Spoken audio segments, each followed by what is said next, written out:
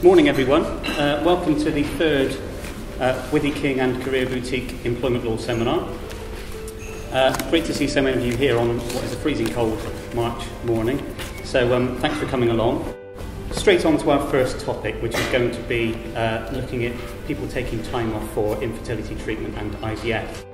So obviously it is going to be a very sensitive issue, employees wanting to take time off for these reasons. They're probably going to feel pretty stressed, understandably. It can be quite a traumatic experience.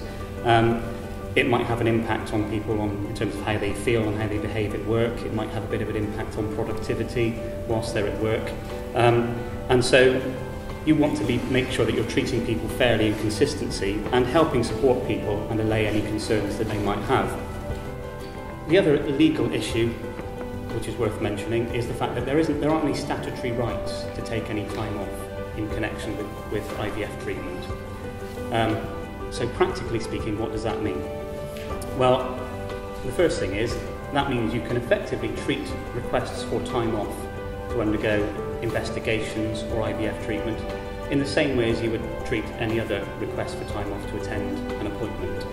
And you may already have workplace policies in your staff handbook which set out what employees should do if they need to take time off to attend appointments. So the second subject I wanted to go through was time off for elective plastic surgery or cosmetic surgery. If someone is taking time off for something which is not in any way medical, but just something which they want to have done, which is an elective process, then I've certainly had some queries from clients who have said, do we have to pay this person sick pay if they are taking time off for something which they don't really need to have done, but they would like to have done, particularly if they could be absent for a number of weeks. Well, again, same principle, if they become ill as a result of or need to take time off as a result of any treatment that they've undergone, then they're sick. They can't attend work for health reasons, and therefore they're going to be entitled to statutory sick pay. No question about that, they will be entitled to SSP. Telling someone that they've got a body odour problem or bad breath or that they look too scruffy is just not a nice conversation to be having to have. But it does have to be dealt with. So step one, what do you do? How do you kind of coach your managers in terms of tackling this? Well, they need to have a conversation with the employee in question. And they really need to do it as soon as it becomes an issue. Invite the employee to a meeting. Make sure the meeting is held in a confidential place.